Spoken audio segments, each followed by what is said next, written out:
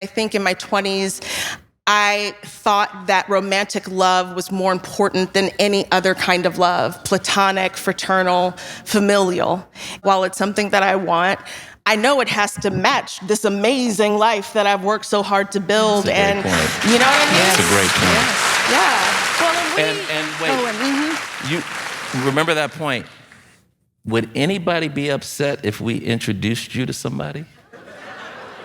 What's he doing? Introduce me.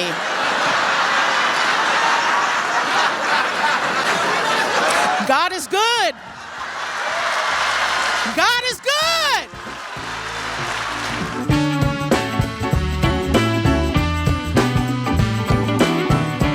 This episode is brought to you by Rivian and Progressive Insurance.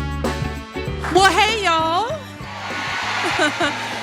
See, this is really like being at home, being here in Martha's Vineyard. It is.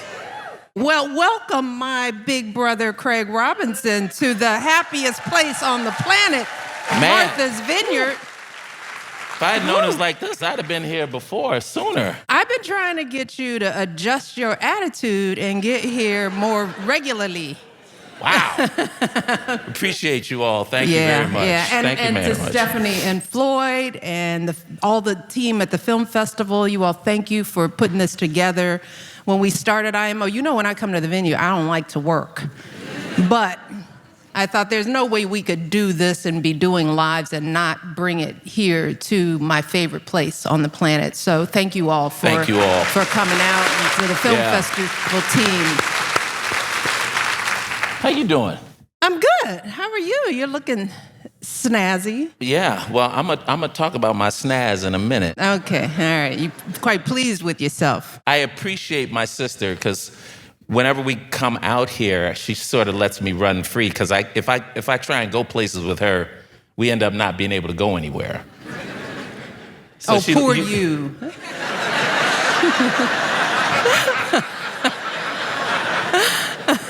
So she let me drive her car. Because today. y'all, I can drive here on the Vineyard. It's free. It's free here. So you all have heard, if for those of you who have heard the podcast, we were gifted Rivians. You didn't know that. It's pretty nice. Makes it all worthwhile, doesn't it? She let me drive hers around the island, and I got to take some pictures, and I might have to adjust my vacation plans. You should, you got to make this a regular stop. So we're counting on it. We are counting on it. But you do look nice. You like my fit? Yes. Y'all like my fit? You do look nice. This is the Oak Bluffs collection. And we want to thank Ralph Lauren for our sponsors of today's event. I am wearing Ralph Lauren neck to ankle. By the way, that's all. And this is, y'all, ladies, this is a leather bustier. I started to wear it without the shirt. She didn't have the nerve, though. But it's cute, y'all. This fits really nicely, and you guys should know. I think I'm quite cute in it. She's very cute, very cute, very cute. I'm not as cute, but I'm harder to fit because I'm 6'6". I got long arms, long legs. They sent this to me right off the rack. Off the rack. So keep that in mind for those tall folks out there too. This is a great. Well, the beautiful thing about this collection is that it highlights everything that we know is beautiful about this island, about Oak Bluffs. The campaign, if you all haven't seen it, the video, it's many of our young people, the young people from the island helped create that ad, and it's a real celebration of what is best about this place. You all, maybe you know, but Barack and I have been coming here for more than 35 years. This has been before we were the Obamas, and we've lived probably everywhere on the island. We raised our girls here. Sasha is here. This is a special place for us because, as you all know, this is where we come to enjoy being us And I think if you have kids and kids of color, as you all know, having them be able to be on this island where they can be free and they can roam and go into Oak Bluffs and be in town and hang out without anybody messing with them and have some freedom. I love this island, and if my brother gets a little more sense, he will come more often himself. We have been coming now for the last 5 or so years, and it's off been and on, yeah. It's been every year. Aaron, my son's here. He likes it here. He was sleeping by the pool today. But no, it's really, I mean, just downtown, downtown Oak Bluffs, downtown Egerton. I'm slowly learning that each place... learning his way around. We went on Barnes Road, and Craig was like, "Is that the airport?" I was like, "Yes, again, it's still the airport." But if you don't come here regularly, it can be confusing. And he's so surprised. It's like, there's an airport. And I was like, this is where the airport is. It wasn't that I was surprised. I was surprised that we were back that direction. It's an island. At some point, you're going to get back to the same direction over and over again. You see what I have to put up with? You know, I am the oldest. Well, anyway, we've got stuff to do, right? We have a guest for you all. And I am excited because I feel like I know Natasha already from everything she does on TV. She is an Emmy-nominated actress, writer, executive producer, and of the series How to Die Alone. She's also known for her roles on Insecure, which the Robinsons and Obamas watched. And our kids watched it too with us, and it was great lessons to learn for my young men. And most recently, she's in White Lotus. I shouldn't say was, but in White Lotus. Go ahead, clap it up. Now, I have to confess, I didn't know she was in White Lotus because I didn't watch White Lotus. But in preparation for this, now I can't stop watching White Lotus. You watch it too, though, don't you? I watch everything. And she also has a company, Big Hattie Productions, that develops bold, inclusive stories that center around underrepresented voices. And she was recently announced to produce, write, and star in the adaptation of the viral TikTok story called Who the F Did I Marry? Can't wait for that one. So without further ado, let's get Natasha out here, please. Natasha Rothwell!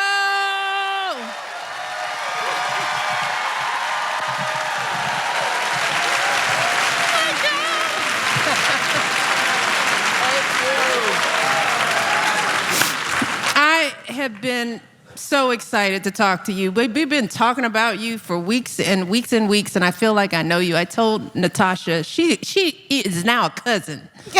It's like, cousin Natasha. So welcome to IMO. Thank you for being here. Welcome to the Vineyard. Yeah, Have you this is been? my second time. Okay, when was the first time you were here? Well, this is my first time, like, all over, because it's with you, so this might as well be the first time.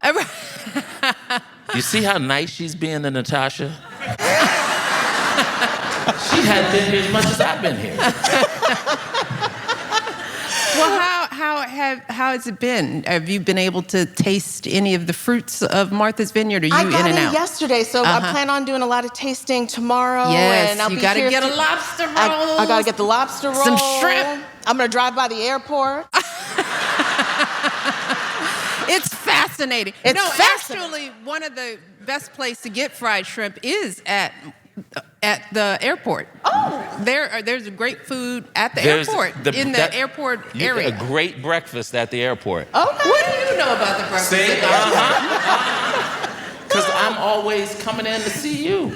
That's how I know. One of my favorite scenes in this season of White Lotus, and for those of you, you guys have had to have seen White Lotus, but But Belinda returns, and we love Belinda.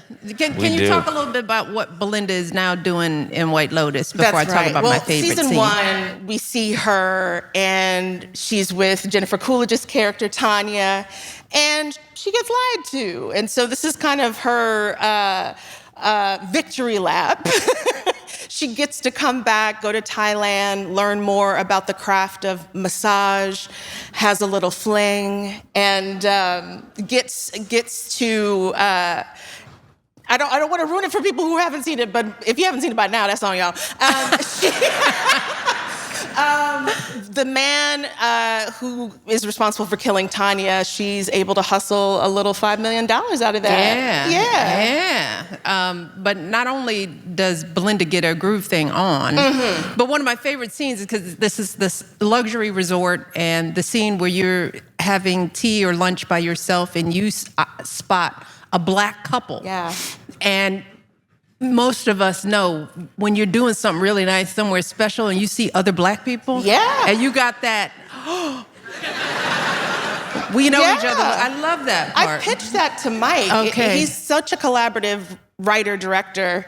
And season 1, we started working together because he's very aware that he's not a black woman. So in writing the character, I wanted to infuse that authenticity. And when we were working on season 3, I was just like, Mike, there has to be a moment where Belinda sees someone who looks like her and almost seeing what's possible for herself. Because she's there under work, circumstances, but that couple's there just for them. And so just to have that look, make the cut, because you never know when you shoot something if it's actually going to make the cut. I was so thrilled. And so many people bring that moment up because it's just authentic to the experience. Well, it tells the whole a fuller story of what it means to be black. We leisure, we travel, we leisure. We leisure all up and down Martha's Vineyard, don't we? And that's one of the beautiful things to see, that, we got to make sure the rest of the world knows that we are traveled and exposed, and we do things besides serve other people. That's right. So, that's right.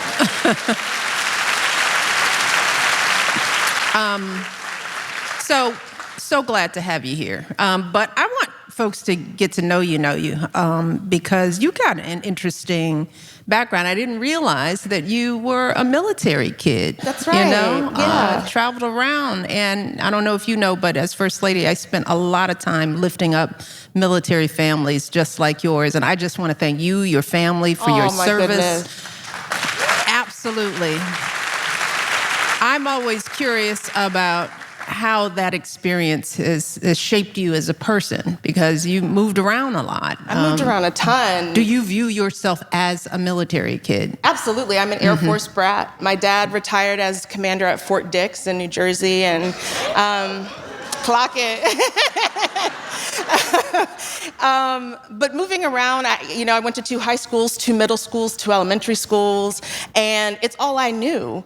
But the nucleus of the family, that was home. So it really hit home for me that it's not a place that's home, it's the people.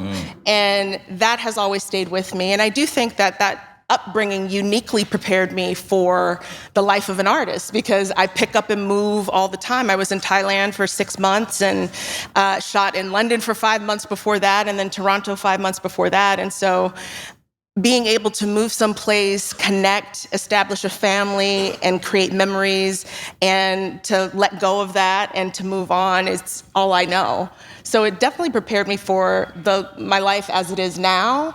But I think my adult life has been one of trying to find roots, like to plant myself someplace. And I still get a little antsy, but I'm in LA right now, and that feels like where, the roots are. And just listening to you, you kind of describe yourself as an introvert, right? Very much. I mean, we wouldn't be able to see that in you. I am. What kind? Were you always that way? Were you that kid in the family? Like for me and Craig was the outside. He was always trying to be outside. And it took me a second to be ready to deal with other kids, because kids were a hassle, Yeah. She was an introvert.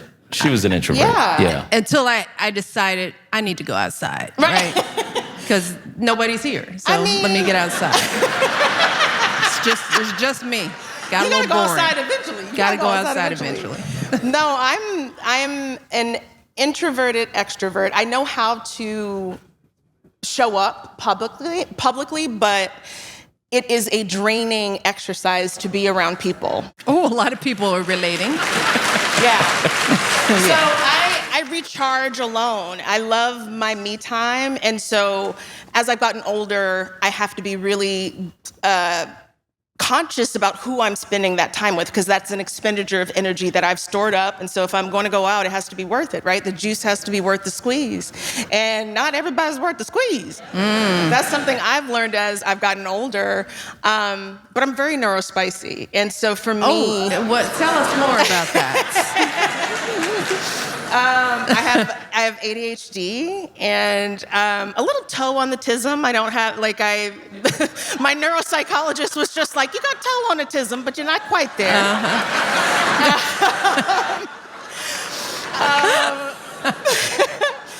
But I have a unique way about seeing the world, and having the language of that as an adult has been immensely helpful, because when I was younger, I didn't get diagnosed until last year. Wow. Yeah, And so my life up until that point has been understanding that I've been spicy, but not knowing the exact flavor. And now that I do, it's allowed me to tap into communities who are also ADHD and, explore symptoms of being on the spectrum. And yeah, you find the community, and it's been easier for me to advocate for my needs, because I no longer think it's just a moral failure that I need you to repeat yourself. It's now, if I'm in front of you and you're giving me verbal directions, I may need you to repeat yourself or give me written directions or instructions.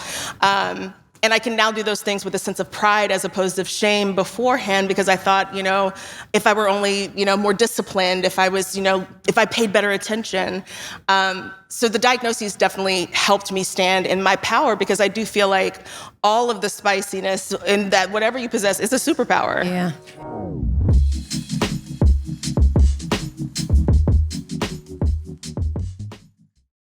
Hope you're enjoying our special live episode taped here on Martha's Vineyard.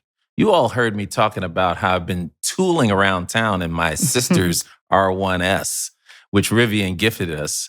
And I have to tell you, Mish, I had such a blast. I drove around the island. I stopped off at the harbor where all the personal boats go in, and kind of showed the Rivian off a little bit, and had a couple of guys toot their horn like, nice car. There are a lot of Rivian drivers on the island. Yeah, and then we went by that hotel that's where you can see the lighthouse. What's the name of that? Inn. Harbor View Inn, that's it. And hung out there, and I thought about going in to get a cup of coffee, but I didn't want to leave your car out there by itself. I appreciate that. But the best part was I was in downtown Edgartown, and you know how hard it is to park on those little narrow streets? Narrow streets, little bitty spaces. Man, so we were right across from the bookstore, and lo and behold, this guy pulls out, and I'm like, I'm gonna park in there, and I start parallel parking, and I'm using all 6 of the cameras, right? And I'm worried that I'm gonna scratch up your car, and I was like, you can't borrow your sister's car and then scratch it up. You can't get the first ding on the car. No, but unacceptable. I squeezed that baby in there, perfect. There's like 3 inches in the front, 3 inches in the back, and the guy behind me was waiting patiently, and as he goes by, he slows down and he gives me the old thumbs up, like, nice park job, buddy. You think he just wasn't happy to see a Rivian? You think it was your parking job? No, it was totally the parking job. It was totally, but I got to tell you, when Aaron and I have been riding around town, we absolutely see what you see why you come here so often. Yeah, finally. I mean, this is a beautiful place, and it's the perfect place to own a Rivian because it's family fun and activity. I mean, the girls, when they come here, the first thing they do is get in that car. They go to the beach. They use the ice bucket there, the cooler in the front. They use it more than me. But this is the place where Rivians come to thrive. And we're so happy to have our Rivian here. This is a beautiful island, beautiful community. People enjoy their cars here. We'll be coming back and we'll be using it too. So we've had a blast this week on Martha's Vineyard and have loved exploring the island in the Rivian. Go learn more about Rivian's full lineup of adventure-ready all-electric trucks and SUVs at Rivian.com.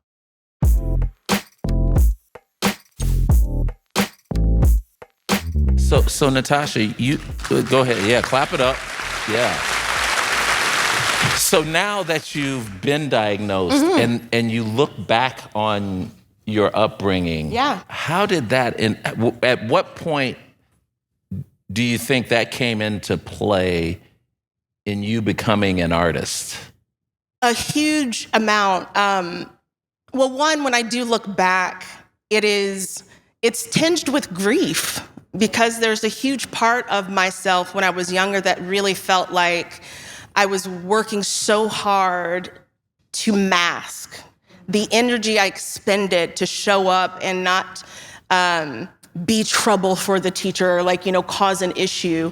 But also I recognize my strength in that as well, because I was able to manage. I do think that having the diagnoses now and looking back, it's clear to me that, for boys, the ADHD of it's external, but for a lot of women, especially Black women, it's internal. So I had a vivid, robust inner world.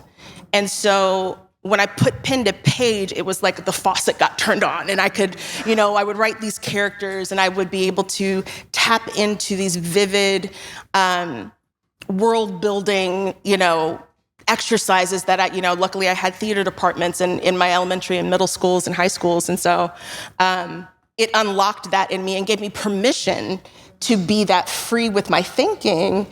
And so it really made sense of me as a person, the creative arts. And I think for a lot of people who experience the world differently, I do think that, arts are an amazing place to sort of find your voice, because there's that freedom to explore.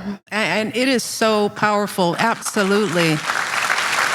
Natasha, for you to share your story, your diagnosis as an adult, as a Black woman, because our community, sometimes we're afraid to own the neurodiversity that runs throughout the entire population, but because of sometimes our beliefs that 100%. we don't want to embrace that. And I think that it's so important for Black parents, Black families to understand that, our kids do come in all shapes, sizes, and colors, and there's no shame in being able to diagnose it, treat it, parent it properly. Yeah. And if we're not talking about it, that's why I try to use my platform to talk about not just the ADHD, but I also have anxiety, depression, triple threat. Way to go, girl! She is an overachiever. But I talk about it openly because I think that, one, name it to de-shame it, you know? And so for me, I have to be able to talk about my experience. And so many people have come up to me, especially women of color, are just like, oh no, I have anxiety, depression too. And I was like, amazing. Are you on the spectrum? Let's talk about it. Yes. I think the more we talk about it, it becomes less of a stigma. We destigmatize it by living our experience. And so if that's one thing I can do with the platform I've been given, I'm happy to do it. Absolutely. You also have parents that have been married for 47 years. 47 years. 47 years. That's wonderful. They're on a cruise right now. Oh, tell them we said hey. Oh my goodness. They are so, I've done some things in my life. My parents are just they're just this is the most important thing you have ever done. So they will be thrilled. We're going to take a picture, send it to them. Oh, my goodness. But 47 years of marriage, growing. You one of 3 siblings. 4. Yeah, 4. I have 4. Yeah, I have 3 siblings, yeah. Okay. What have you learned from your parents' long marriage? What has that taught you about love, about what you want in life? I mean, it's not the entire reason, but I would say it plays a part in the reason why I'm happily single now, because I've seen love that is worthy, and I know what I want. Yes. Everyone, take a pause on that. Yes. And in 47 years, I'm gonna try not to get emotional when I talk about this, but their love looks different. We got tissue. Now, you got tissues. Their love looks different now. It looks like, my mom knowing my dad's medication when he forgets. It's, my dad holding my mom's purse while she's picking up his, prescription at the doctor. It's they know each other intimately and they love to support each other. And it's a beautiful thing to observe, but I do think that when I was younger, I found it oppressive because I was just like, my other friends' parents were, divorced, and I was just like, I just want permission to go wild, and they're just like, no, we good. So, You got no excuse. no excuse, but no, it's an amazing model to have, and it's work. I've seen the work. Like they show their work in the math problem that is love. They're just like, we talk to each other, we have hard conversations. And yeah, they're just wonderful role models. But yet you feel fully empowered to embrace being single out here. 100%. Yeah. 100%. I am I'm childless by choice. I don't want kids, and I have 2 amazing dogs, and I have a beautiful house that I nicknamed my Peace Palace. And I have so much love in my life, and I think in my 20s, I thought that romantic love was more important than any other kind of love, platonic, fraternal, familial. And as I've gotten older and at being single, it has highlighted and elevated the other kinds of love that is in my life. And it's abundant. And so if I hyperfixate on romantic love, I ignore the rest, my life is hollow.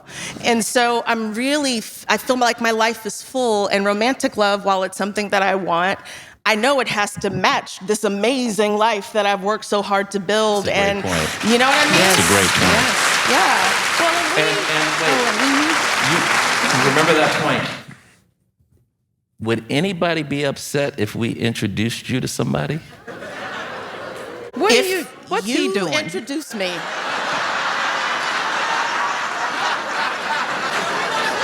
God is good. God is good. And all the time. That's right. To answer your question, I would love to be set up. Okay. So what, do you have somebody in mind? That's not your business. You married. You married. Okay. We're going to be at the airport having a conversation. She married, even though a lot of people think y'all ain't married. She married. Let me handle my side of the discussion, please. Okay. Oh my God. Okay. It's Right. Christmas. But why I like this conversation about being able to love yourself, especially as women, especially as Black women, because sometimes, and we could talk all about this, sometimes we don't have the choice to be chosen, And I am tired of so many amazing Black women waiting to feel worthy because somebody hasn't chosen them or they haven't chosen somebody. Yeah. And I'm trying to instill in my daughters right now that marriage should be a choice. Yes. And sometimes we send subliminal messages to our kids. They could be doing great things and it's like, well, are you dating anyone? Yeah. Or you could be conquering the world and it's like, well, you're going to have a baby. Right. All the while sending the message that who you are isn't good enough until you are partnered, paired off, and pregnant. Yes.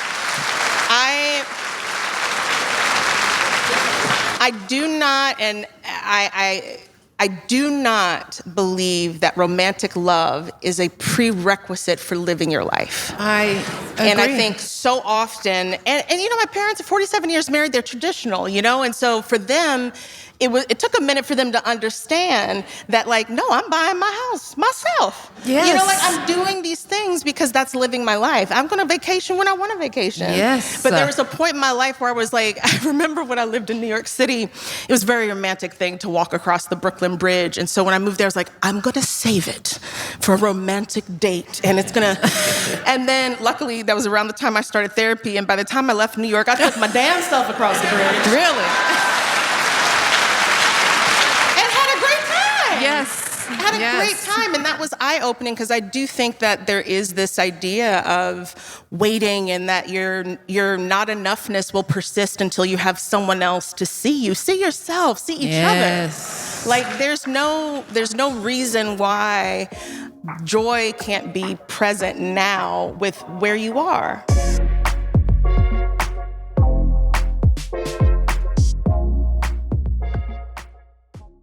This segment is brought to you by Progressive Insurance, a brand who believes that everyone should have the access and opportunity to own a home. What are some of the firsts that we were able to accomplish in our family? What were some of our firsts? Well, I was probably the first lady in our family. You were the first person to get drafted by the NBA. Yes, in our I sure family. was. And the first to actually play professionally overseas. Right. We were the first in our family to graduate from Ivy League schools. You were the first person in our family to live abroad. Ooh, that's a good one. That's a good one.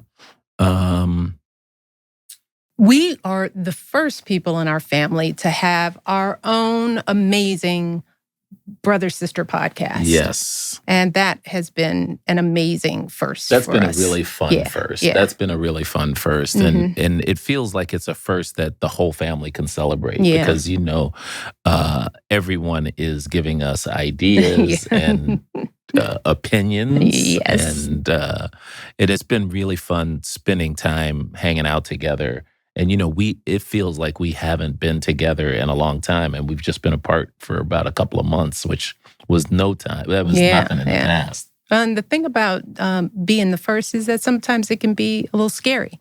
Like starting this podcast, even though we're having a lot of fun, we've never done this before. And there was a little trepidation about how's it going to work? Are people going to enjoy it? Are we going to have enough to say week after week? Can we get guests?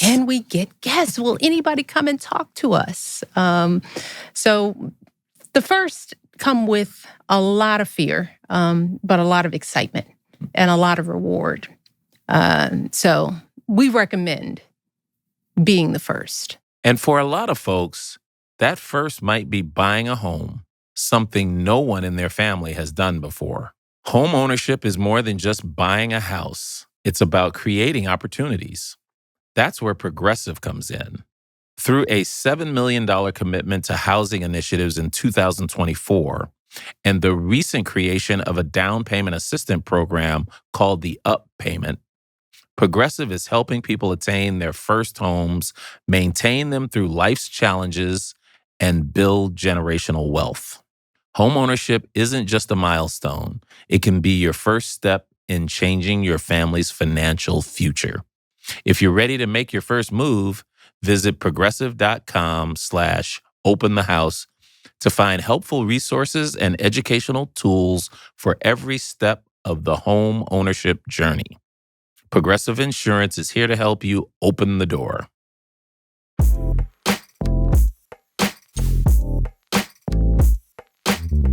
So I've heard you talk about, or read, I should say, I've read you talk about unlearning how to be a people pleaser.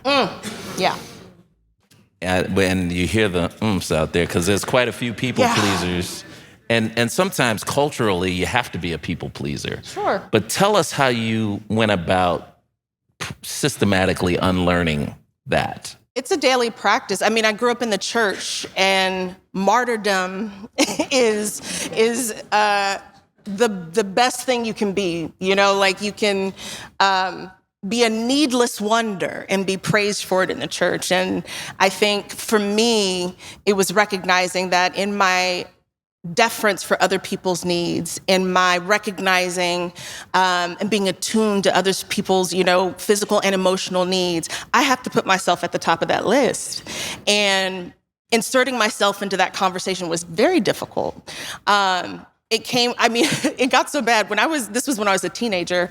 I was a vegetarian for 12 years, but now I love a burger. They're delicious. At the time, I was visiting a friend's house, and their mom made chicken enchiladas, and I ate the chicken while being a vegetarian because that's how bad my people pleasing was.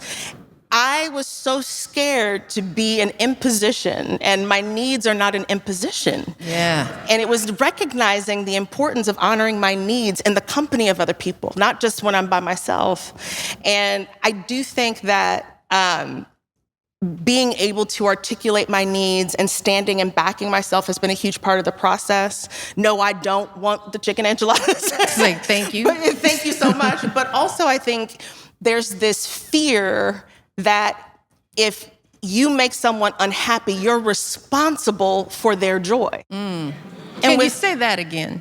You feel like you're responsible for other people's happiness if you aren't pleasing them. And that's on them. That is on them. And so it definitely, it's a process because it's like a phantom limb. Even though I've let it go, I can still feel it creep up. But now I can recognize it in real time and really pause. If folks are struggling, pause before and check in with yourself. In the authenticity of who you are, is this a decision that I want, that I need, before you say yes to something, before you do anything? And I've definitely taken the mantra in terms of like my life in Hollywood. There's no in the middle. It's either a hell yes or a hell no. And that has also helped me to be like, I really want to do this. I have to check in with myself. But stillness has been a huge antidote to people pleasing, because I'm able to put that stopgap into, being quick to make sure their feelings are okay. So you were an introverted people pleaser, My therapist is newly diagnosed ADHD, and you work in Hollywood. I do. They picked the right place, right? How did your sort of life lead you into what you're doing now? What was that path like for you? Because you've had some interesting stops along the way. Yeah. I had no aspirations for Hollywood. I thought I was going to be a Broadway theater actor. I thought me and Audra McDonald would be best friends. And I just loved performing so much. I went to college for acting, but I would write my audition monologue. So writing was a huge part of my process as well. And again, to get spiritual with it, I knew from that moment of, walking across that stage of my degree in acting, that I was walking in my purpose, that I knew that I was doing something I had been called to do. And it was scary. I was very, very broke in New York, and then it's very scary to leave New York to go to LA. But I do feel that when I look back at my career, each one of those doors I didn't open myself, and that I was really listening to my creative self as I was, putting pen to page or auditioning for something. And I'm grateful for that, because it's a career that's very unexpected and nothing that I could have planned even if I wanted to. And I also had to sort of reimagine dreams for myself, because my dreams were too small. Really? So, what were some of how did you talk a bit more about that? Yeah, I think, for me, I was just like, I'd love to do a play one day, I didn't know I would be, creating my own show. I didn't know I'd be a writer on Issa's show or be Kelly. I didn't know White Lotus was in the future, or Wonka, or anything else. So when I achieved what I thought was big, I was like, well, damn, I need to, what do I really want? And when I realized that my career had given me a position of power and influence, that's when I created my production company, because I know that I am drawn to, even before I had decision or agency in my career, I was drawn to characters and stories that centered marginalized voices, that uplifted the stories that were usually relegated to the sidelines. So I was like, oh yeah, that's how I dream bigger for myself. I create a company, I help other, artists who have stories to tell, and give them that platform. And that's been a huge dream realized that I'm still in the process of realizing. And I think for me, it's, again, pause, taking a step back, and being really deliberate about the things I decide to do, because time is short, and I want to make sure I invest, the gifts I've been given in a way that will continue to yield. So can you talk about deliberate? How on earth, now you all probably don't know this, but you spent time in Japan. Mm-hmm. That was what jumped off the page to me. I was like, what? And so this wasn't in your moving around as an Air Force brat. No. You went there to do what? Can you tell us about that whole situation? Yeah, I was in my 20s and I had finished college. I was working in DC, acting and working at Woolly Mammoth Theater and Studio Theater and really trying to figure out DC. And I'd finished that and I knew I wanted to go to New York, but I didn't feel like I had lived a lot of life. And so I was like, I want an adventure. And I was trying to go to London and be on my Black Bridget Jones, but that didn't work. I had trouble getting a visa there, so my search for adventure moved further and further east. And I know Japan has like the JET program, which is their big teaching English program, but I didn't do that. I found a tiny, tiny ass school that wanted someone with a theatrical background to perform conversations with students. I was like, well, I'm an actor and I can do that. And part of my hustle gig in DC was being a teaching artist at Arena Stage. And so I had taught kids, and so I said yes to this program because they would sponsor my visa and fly me out. I would have to fly myself back. I would have to figure out rent and all that kind of stuff, and I jumped on it. And it was a part-time job, and there's a Tokyo Comedy Store, which is equivalent to Boom Chicago for comedy folks. It's like this comedy theater at the Crocodile Club in Tokyo. They found out that I was like a ringer for improv comedy, and they're like, would you be a part of this program? So I did that part-time and taught part-time and was Black in Japan. It was crazy. And this was English in Japan. Yeah. It was. So you did improv, English improv in Japan. Yeah. What was your biggest joke? What landed? What landed What with that made crowd? them laugh? Well, within that, I will say, I don't remember a specific joke, but I'm so appreciative of the experience because the audience was filled with expats, not just US expats, but like English speakers from all walks of life all over the world. And so I couldn't come to them with my like funny DC comedy, like, summer intern on the hill joke, because they wouldn't get that. They understood universal humor. They understood when the employee has a higher status than the boss, that's funny. So it really taught me about like what is universally funny and how do you communicate that across language barriers. But yeah, I don't remember any specific jokes, but they loved it when it was just like, you come in with the broom and someone is like, looking like they're the boss and then you hit them in the head or whatever. Like, if you exert power and subvert expectations, that was a big laugh always. And being Black in Asia, right? That was wild. I mean, that's a whole situation. We've spent time in Asia, and I can tell you, even with Secret Service or whatever, Can I tell you quite an experience. You were a part of my Japanese experience. Oh, tell us more.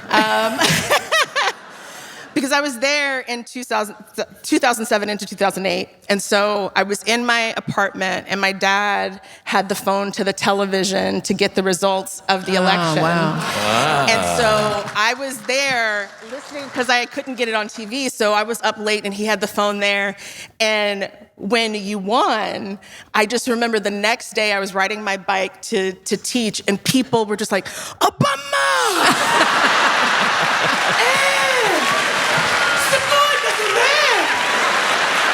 It's Obama! And I'm like, yes. You couldn't tell me we were cousins. I was like, yes, Obama. Yes. That's why I'm here. I'm here, Obama. Thank you. That's why I'm here. That's True great. story, true story. That is great. Did they treat you better? They did. I would go into shops and they'd be like, Obama song? And I was like, hi. Told you we were cousins. Told you we were cousins. Now, how did your folks feel about it?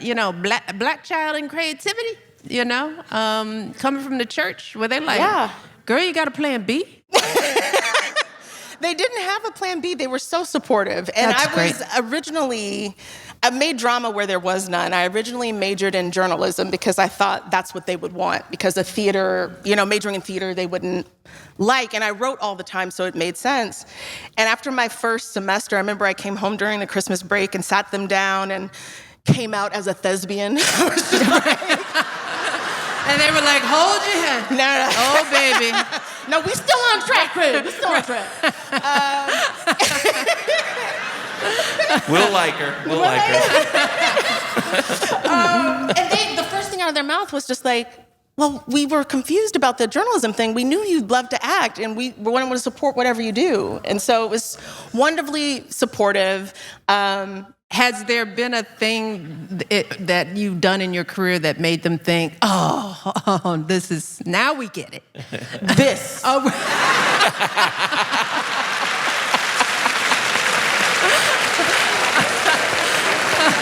Yeah. Oh, man. Not Issa. Sorry, Issa, girl. You didn't count. No, right, Saturday no. Night Live was big for them. That was, yeah. Oh, yeah. When I wrote for them, they were just like, they were, fans of the show. So to see my name on the credits, they were really excited. Tell us about your, I'm sorry. Yeah, she's bogarting the whole discussion. I'm sorry. It's Natasha. I understand. I'm like, tell us that. She's in her favorite place with one of her favorite people. I get it. But I'm going to ask a couple of questions here. Okay. I'll stand down. So, writer, actor, producer, which one do you like to do most? I don't have a favorite, but, dance with the one that brung you. Acting is such a huge part of my identity. And I do think, I had this conversation recently with Issa and Yvonne and Jay. We were all chatting. So much of what we've done since then, we've had to write and produce ourselves. And that's just a lot of work, which we love to do, but it is sort of a sweat equity you put in. And so while I love that, it's amazing to go to White Lotus and just show up and do acting and go back to my room and, leave it there. So it's been fun. What's been the difference? What's the difference being in a Black writer's room? I mean, that's a, address. Yes. I went to Insecure after SNL. And at SNL, at the time, I was the only Black writer in a 40-year-old institution. And I remember, and Prentice has told this story, who was the co-showrunner with Issa. The first day, I remember raising my hand to talk. And Prentice looked at me and he was like, why your hand up?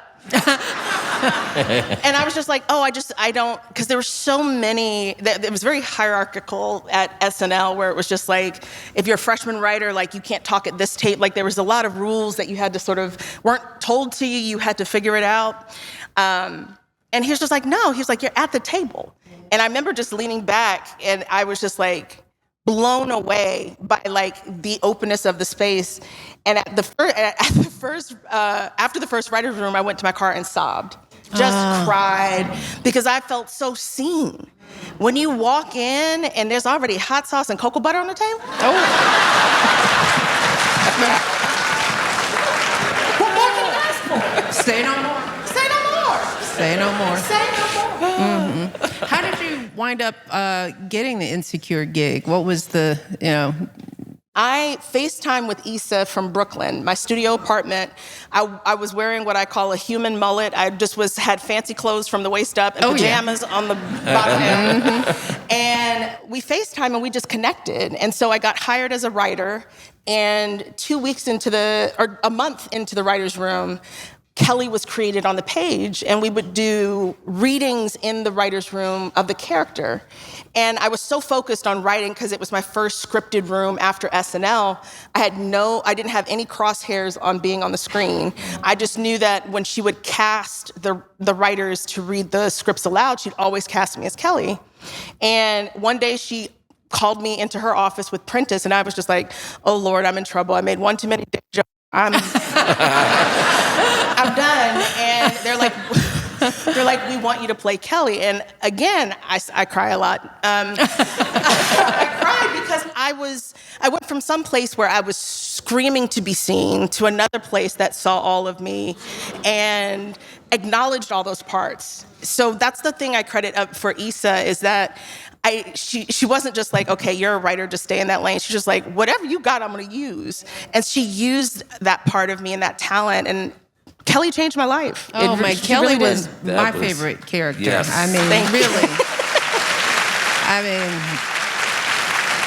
was there a bond? I mean, was the girlfriend energy real? I know it always doesn't have to translate off of the screen, but just curious. I mean, we love Issa. Issa's been on the show. She's my girl. Love her to death. She's so real. She is so real. There's no manufacturing that level of authenticity. And I think that I move through the world with that level of vulnerability. And so to some people's chagrin, it can be kind of cringe to be this, vulnerable, but I very much don't care. It's been wonderful to rely on each other, especially in Hollywood, because we can reach out and, I'm at Fox and they're sending me this in my contract. Is that what you got? No, actually ask for this. And so there are resources as well as just being like friends. So it's been wonderful. And now you are 2-time Emmy-nominated. Can you believe? Twice. I can't even. And you're the only Black woman nominated in this category this year. So congratulations. Thank you. Really, Thank you so much. Truly, so proud. So deserving. Thank you. So what does it feel like? Is your life changed? Yes. I love that. Tell us more. And this sounds so like Pollyanna, but I've already won. Do you know what I mean? Like, the nomination is just an acknowledgement from my peers that I've done good work. So do people really feel that? Or do you really want to win? Listen, I want hardware like everybody else. I want hardware. Yeah, okay. Let's be real. Mm-hmm. But I'm satiated in knowing that I've done a good job. And I think that the moment the award becomes more important than the work, I've lost the plot. Yeah. Beautiful. That's so important in all walks of life. 100%. All walks of life. Yeah, because that is fleeting. Fame is fleeting. That's also I did not know I would be a famous person. I had no desire to be. I just knew I would say, this is from the time when I was in high school doing theater. I was like, I want to do good work with good people. That was that's what I want. And that being my true north has got me here, and I'm not changing that. What in your background makes you that way? Because I'm sitting here and I listening to you talk about collaborating with all these different people, but I think you have to have a certain personality and a certain upbringing to be a natural team player. Yeah. Where does that come from? I mean, I think it comes from a lot of places. I think a military background, that definitely has the focus. I think I've always loved collaborative things. I'm one of 4, we're a little unit, dysfunctional, but we love it. And I think for me, I get joy in that process. And that's just always been true. That's why I've never attempted stand-up. People often confuse me for Michelle Buteau. They're like, you just stand-up girl? I'm like, no. Because I prefer improv and sketch, where it's just like, let's all get together and see, like, the best idea wins. It may not be mine. And so I genuinely get joy from that. And I think that, growing up the way I did, and I just think that there is it's kind of indescribable when you see someone else light up because of something you did, and then that sparks something else. Yeah. There's this connectivity that makes it really present. Mm-hmm. And especially in this crowd, especially with young people, I have a young creative, a child. I think a lot of young creatives, especially kids of color, young people of color, with all that's going on in the world, they wonder, is there still room for this? Is this still relevant? And I want you to talk a bit about that, because I think How Not to Die Alone, the projects that you work on, your perspective of telling a story that doesn't get told. I just want you to speak to not just the audience here, but to all the young artists out there who might doubt that their voice matters, especially as the industry is changing. Yeah. And I'd love for you to speak to that. Absolutely. It's so funny, when Insecure was on the air, we were very on social media as a writer's room and as the actors and interfacing with audiences. And, being a plus-size Black woman on the show, I would get, plus-size Black women hit me up and be like, well, that's not my experience, or that's not the version that I want to see. And my response was always, pick up a pen. Yeah. Pick up a pen, because your perspective is just as valid and necessary. And I think now more than ever, as I limply gesture to the state of the world, we need to be inserting our voices into the narrative in a way that makes sense for us. It's such a personal thing to tell a story. And there's the quote, write what you know. Right? And so you know what you know, I know what I know. And I think it's so important for also young creators to know that in their pocket is a phone. That is a movie studio. Do not wait for someone else to give you permission to live your dream. Yeah. Do it now. Yeah. I mean that. One of the biggest mistakes I made, I used to not call myself a writer until someone else did, and I had outsourced my power to someone else. So if you're a writer, write. If you're a director, direct. If you're an actor, act. Shoot something. And it's going to be probably shitty because you make bad things, but be prolific, not perfect, right? Create work enough that your bad gets good, your good gets better, and your better is the best. And I think that there's glory in the attempt. Collaborate. There's so much space at the table, and don't ever think that you have to get permission to come to it. Pull up a chair.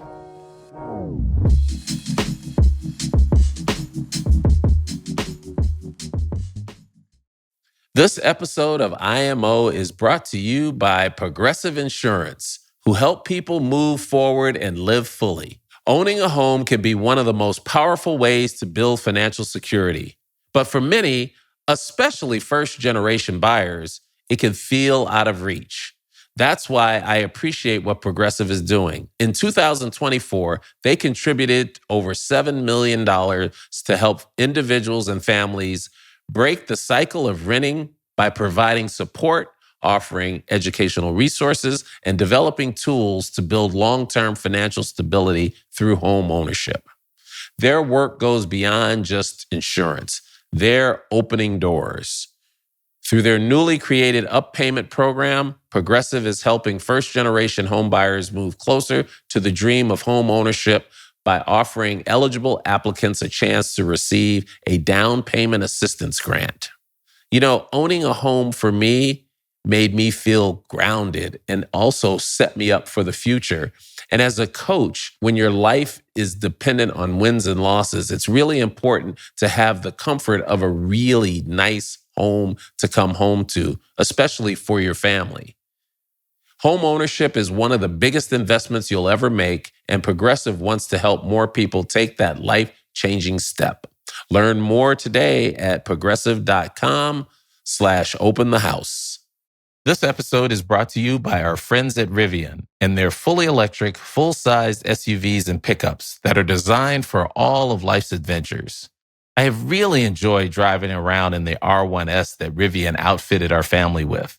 I can't believe there's a full-size, all-electric SUV that actually fits someone as tall and long as I am. We've done a lot of travel in the Midwest this summer, and a couple of the features that I like are, number one, they're easy to find charging stations. The Rivian app helps you with that. And here's something that's really cool. If you're not in your vehicle, there are cameras that record any movement around your car. What's also really exciting is that Rivian just launched its all-new R1S Quad. It's Rivian's fastest, most capable vehicle yet. 4 motors, 1 per wheel, for precision and performance on any terrain. Engineered for sharp corners, wild trails, and maximum adventure, from distinctive accents and badging to exclusive new wheels, Quad is built to stand out wherever it takes you. So when you get a chance, go check out the all-new R1S Quad and all of Rivian's amazing vehicles now at Rivian.com.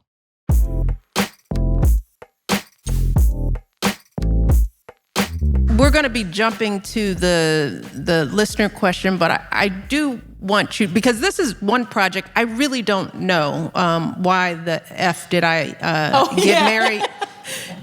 What's the backstory to that? Because that's your next project, right? Yes. Who the F did I marry? Oh, yeah. Who? Teresa Johnson, she put up this TikTok series on Valentine's Day. And I started watching it, but I couldn't get through the whole thing. It is, I will say a cheat code for it. Someone brilliantly put it on Spotify so you can listen to it. Okay, I'll do that. So it's a nice little, put it on and go on a walk. But it's one of the most radical acts of vulnerability that I've ever seen, because she goes into detail about how she married someone who was a pathological liar.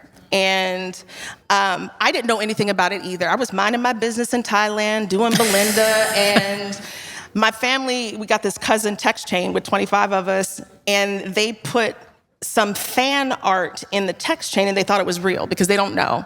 And it was a cover art for Who the F Did I Marry with me next to a very chocolate man. And so I was like, what is this? Because I'm getting tagged in it and people are making fan art. I was like, what is this?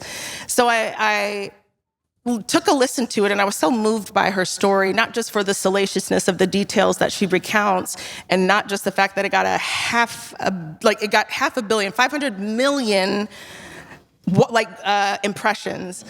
I was blown away that she fearlessly was telling the story and still believed in love after that. And so I was just like, oh, this is a, beauty from ashes story. This is a phoenix rising from the ash, and there's power in that. And there's this beautiful woman who, after everything she's been through, shared her story to help someone else. So that's how we connected. And when the rights to the story became available in Hollywood, and this just goes to my sort of walking in purpose, it was a 6-way bidding war. And my Big Hattie Productions, we were kind of fledgling. There was the Shondas and the Lee Daniels. Everyone was throwing their hat in the ring, because to get 500 million people to sit down and watch something, Hollywood sits up and takes notice. And so I got the opportunity to FaceTime with her, and we just connected, and my team was just like, should we connect with one of the bigger pods? And I was like, no. I was like, if it's meant to be, it's meant to be. And we beat Shonda, y'all. We got it. So I love Shonda, but I was also just like, this is crazy. Yeah. Is she sure? But I'm so thrilled to be able to, produce the story and also play the role, so that way it can also, it's in line with the mission of Big Hattie, of centering that marginalized voice, lifting it up, and hopefully helping people at the end of the day. And yeah, hopefully we'll be on set this time next year. Ooh. Yeah. It's going to be good. Congratulations. Thank you. Congratulations. Well, the fans of IMO know that we have a listener question now. We have some great listeners that send in some really great questions. So I think we have one that is perfect for you from Sophia in Los Angeles. Okay, you ready? I'm ready. As a 28-year-old navigating ADHD and career uncertainty, I've struggled to find stability. Without a clear path or support system, it's hard to feel grounded. I want to build a future where I feel secure in my career and in a place I can call home. What advice would you give to someone trying to build long-term stability when everything else feels up in the air? Ooh. I know that's how our questions go. Yeah. No, but that's a great question. I will say, and what is the caller's name? Sophia. Sophia wants that long-term stability, wants that career trajectory. And in looking at the end result, it can get overwhelming because it feels very far away. And one of the things that helped me when my dreams felt too big for the plate that I had was to break it down into manageable chunks, to ask for help, and also not focusing so much on reaching up, but reaching out. And what I mean by that is all of the people that are on the grind with you are the people that are going to be there later. And sometimes you're just like, oh, I just want this person that's up here to help me. But there's people that are in the trenches alongside you. And building that community is so important. that's what got me through my very broke years in New York was, commiserating and working along other people who were as hungry and ambitious as I am. And because their appetite met mine, we could encourage each other to keep pushing. In terms of the ADHD of it, had I known then what I know now, I would absolutely try to reach out for resources and medication that can be helpful if that is something that you want to do. It's been instrumental in changing my life. I think that Sophia's on the right path. She's stepping out and asking questions and trying to get that help. But I think that, make sure you find your community, your like-minded people that are on the grind with you, because it does make the load lighter. And a lot of the things that she's talking about, it's like future forecasting, which is like the anxiety talking. And a lot of that can be remediated with counseling and, through medication. Yeah.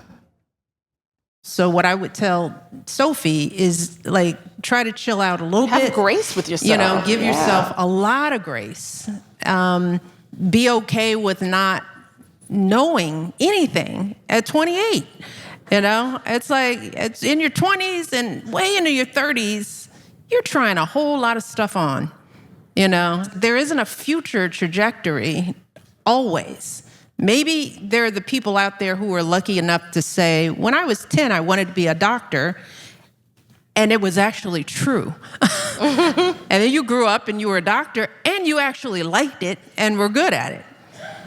For most people, that doesn't happen. I thought I was going to be a pediatrician until I took biology. And I was like, let me try law. So I want young people to have more grace with themselves and understand that life is really a journey. And if you've got some of the core tools of preparation that your parents are telling you to have, because they're right about that, you're going to be okay. Yeah. And don't be afraid to suck. Suck a lot. Suck a lot. A lot of sucking happens out there in the world. We'll edit that out. We're going to edit that one out. Didn't come out right. It's not what I meant. Craig, what do you think? Craig, what are your thoughts? That's why it's good to have my big brother. I put my foot in my mouth and I'm like, Craig, why don't you Sophia, clean that up? Sophia.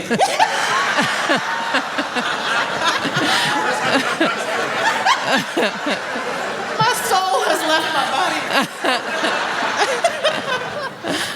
Great question, Sophia. Great question. Your thoughts? I think you all have hit all the right notes. Now I'm scared to say anything.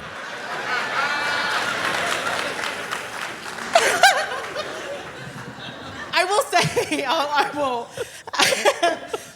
I think Sophia's question, I get a lot, and I would just add one last thing. It's making sure that you don't have to be perfect before you do something. And I think that can be such a hindrance to people because they feel their ADHD is a roadblock, or they feel like their resources or access is a roadblock. Do it anyway. Do it anyway. Yeah. And Natasha, I think you hit it on the head in the discussion prior to the question, is fall in love with the process. It's so hard to get young people to understand how to fall in love with the process, whether it be art, whether it's medicine, or whether it's sports.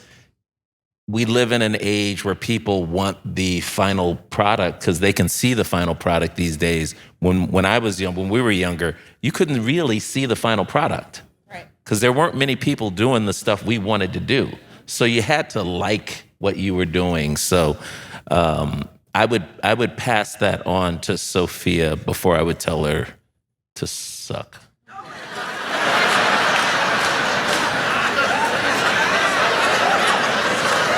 On another note, Natasha. You were supposed to help. I tried to help. I brought it back. You did. Then he took it back. He took it back. What shows do you watch on television? I really love The Pit. Oh, okay.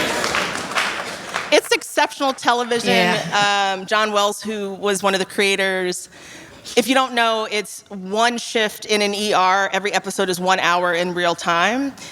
It's genius producerially. You have one set, your actors have one look. It's just smart, and it's just great writing. Severance, I'm really into. Did you like the second season? I did. I have notes. Okay. I have notes, but I did enjoy it. I think it's such a beautiful world he's built. He's really a wonderful world builder. And I watch The Office biblically. It's my go-to it's criminal how much I watch that show. We had a whole dinner conversation about how The Office is the foundation of Sasha and Malia's life, and they go to it all the time. They are huge fans as well, but it's a great show. It's a great show. Any embarrassing TV that you watch that? Love Island. Oh, yes, girl. We battle. It is, every once in a while, it's good to just turn off my brain. I think, you need it off. You just need it off. It is amazing, the smartest women that I am around. My sister, my wife, my daughter, and my nieces, and now Natasha. These shows are a sociological wonder, I think.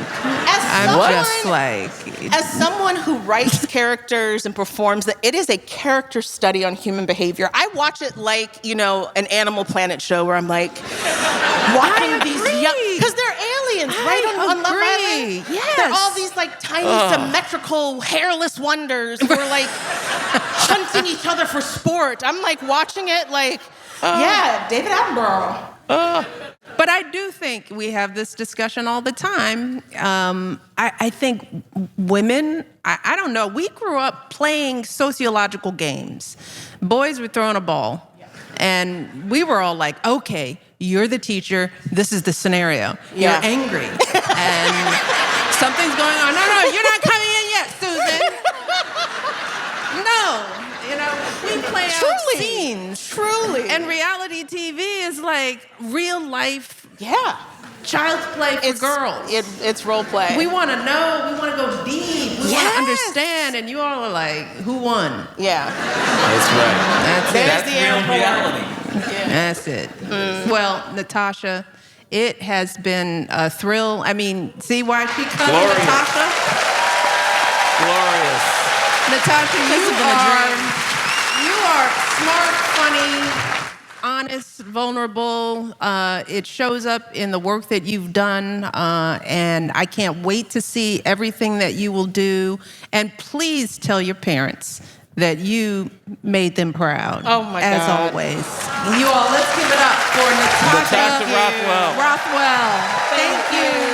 Thank you so much. You'll have to bring your parents next time. Yeah. You all, thank you all. Good night.